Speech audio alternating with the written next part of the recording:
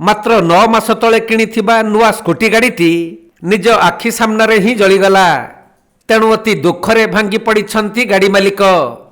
Bhubaneswar duty सारी scooty जोगे घर को फेरुवा बेले कटक जिला बारंग त्रिशूलिया छक निकटरे गाड़ीटी अधिक गरम हो जाइथिबा अनुभव करथिले स्कूटी चालक चौद्वार अंचलर विश्वंबर महांती। तेणु से स्कूटी अटकाई देखिबा समय रे स्थानीय लोक माने सेथिरे निया लागिथिबा देखि कहिबारु विश्वंबर गाड़ीरू ओह्लाई पड़िथिले। एहा परे मझी रास्ता रे हुतु हुतु होई जळीथिला स्कूटी गाड़ीटी।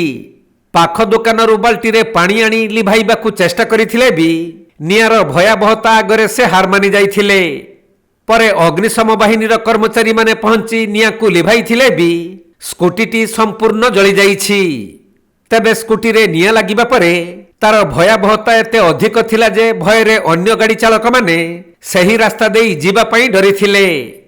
हेले अग्निशम विभाग नियाकू आयत्त करिबा परे सही रास्ता रे गाड़ी चलाचल स्वाभाविक होइथिला। एपटे नुआ स्कूटी गाड़ीटी निज आखि आगरे जली जाइथिबारु अति दुखरे भांगी पड़िछंती विश्वंबर। सूचनायोग्य जे एही स्कूटीटी बैटेरी चालित नथिला। एहा पेट्रोल गाड़ी होइथिबा बेले हुएत सर्ट सर्किट जोगु निया लागिथिबा अनुमान करा जाउछि। এটা হিরো ডিস্টিং টাইমটা ମୁଁ ଜଷ୍ଟ ପଟିଆରେ ଉଠିକି ଆସିଛି। ଏଠି ଆଇଛି କିନ୍ତୁ ଗୋଡ଼ଟି ଗରମ ଗରମ ଲାଗିଲା। କ'ଣ ଗରମ ଲାଗୁଛି ଗାଡ଼ିଟା ସ୍ଲୋ ହେଇଗଲା। ସ୍ଲୋ ହେଇଲାରୁ କିନ୍ତୁ ସେ ଭାଇ କହିଲେ ଗାଡ଼ି ନିଆଁ ଲାଗିଛି କହିଲେ। ମୁଁ ଷ୍ଟାଣ୍ଡ ମାରି ଦେଖିଲାରୁ ନିଆଁ ଲାଗିଛି। କ'ଣ କେମିତି କଲ? କ'ଣ ତ ପାଣି ତ ଆଇଲେ ଫାୟାର ଆସିକି କ'ଣ କରିବେ? ନୂଆ ଗାଡ଼ି କିଛି ନାହିଁ କେମିତି ଏମିତି। କେତେ ଦିନର ଗାଡ଼ି? 8 ମାସ 9 ମାସ ଗାଡ଼ି। ଯାଉଥିଲ କୁଆଡ଼େ? ପଟିଆରୁ କଟକ? ଡ୍ୟୁଟି ସାରିକି ଘରୁ ପଡ଼ୁଛି। ପଟିଆରୁ ତ ବାହାରିଲି ସାଙ୍ଗେ ସାଙ୍ଗେ ଏଇଠି ଅଧା ଏଇଠି ଆଗେ ତ କହିକି ଲାଗିଗଲା। କେମିତି ଲାଗିଲା ମୁଁ ଜାଣିପାରୁନି।